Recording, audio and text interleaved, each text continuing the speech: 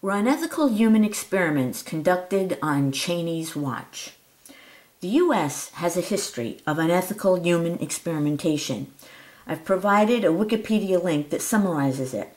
Among the unethical human experimentation in the United States has been: number 1, experiments on the prisoners of San Quentin from 1913 to 1951, which did things like implant the testicles of rams, goats, and boars in living prisoners. Number 2, U.S. Army doctors in the Philippines infected people with bubonic plague, inducing beriberi and others.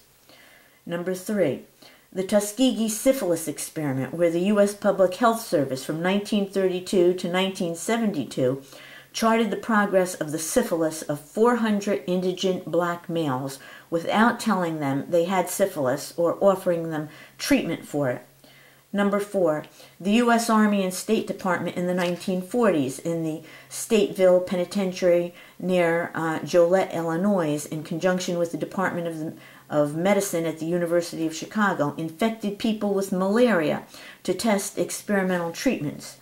Number 5, in Guatemala in 1946 to 1948, in research conducted by the Public Health Service, the National Institutes of Health, and the Pan American Health Sanitary Bureau, now the World Health Organization's Pan American Health Organization, and the Guatemalan government.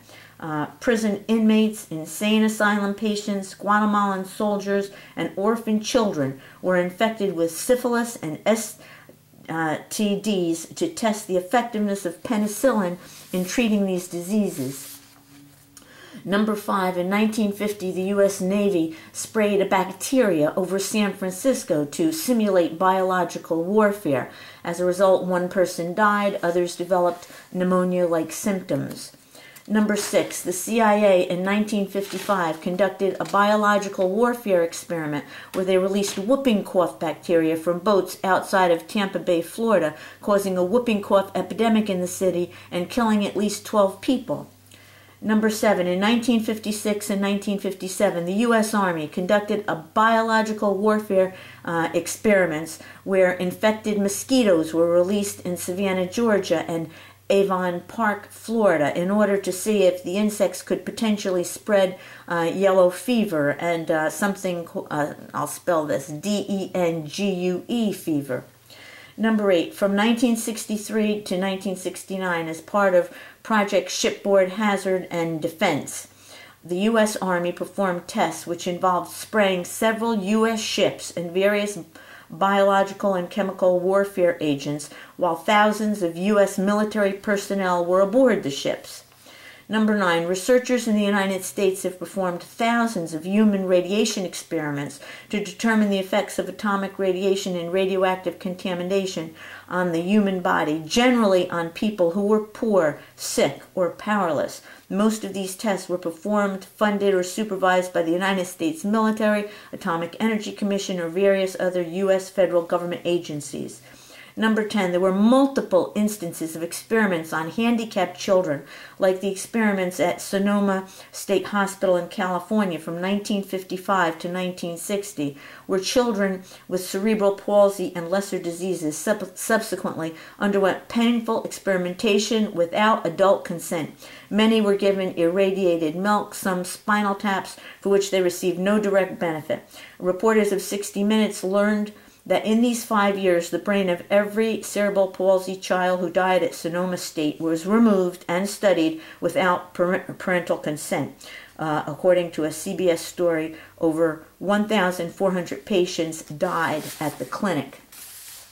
The link I provide from Wikipedia shows how our government throughout its history was involved in conducting unethical human experiments on powerless people.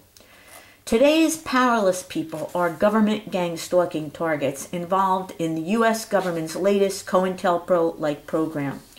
We know some targets of government gang stalking have complained of electronic harassment. An article in Wikipedia describes research into directed energy weapons, and I have a link to it. The article concludes by saying, the TECOM Technology Symposium in 1997 concluded on non-lethal weapons Determining the target effects on personnel is the greatest challenge to the testing community, primarily because the potential of injury and death severely limits human tests. Also, directed energy weapons that target the central nervous system and cause neurophysiological disorders may violate the Certain Convention Weapons Convention of 1980. Weapons that go beyond non-lethal interventions and cause superfluous injury or unnecessary suffering may also violate the Protocol 1 to the Geneva Conventions of 1977. Some common bioeffects of non-lethal electromagnetic weapons include difficulty breathing, disorientation, nausea, pain, vertigo, other systemic discomfort. Interference with breathing poses the most significant potentially lethal results. Light and repetitive visual signals can induce epileptic seizures. Vection and motion sickness can also occur. Then it says cruise ships are known to use sonic weapons, such as LRAD, to drive off pirates. How can we trust that a country that has a history of unethical human experimentation is not just doing what it has done throughout its history again, conducting experiments on powerless people without investigating these claims? Frank Raffaelli was a government gang stalking target who died on November 14, 2013. An article in the Verona Cedar Grove Times in New Jersey described how Frank was handing out flyers in his community, claiming a large number of organized groups of stalkers is targeting residents and business owners with the objective of destroying their lives. Their intention is to murder their target without getting their hands dirty. It's the perfect hate crime, said Frank in his flyer. If you continue to discount electronic harassment, Frank had said to me in an email, I am going to break off all relationship with you. How did Frank Raffaelli, who was adamant about electronic harassment in government gang stalking, die? Did he commit suicide? Did he die of a stress disease after years of unremitting government harassment? Or did he die of something else, something related to the electronic harassment he believed our government engaged in? We need an investigation into the untimely death of government gang stalking target Frank Raffaelli. We cannot assume that the government that has a history of unethical human experimentation stopped on the watch of authoritarians like Dick Cheney, who vigorously defends torture, rectal feedings, and an American police surveillance state that hides its misconduct with a state secrecy doctrine.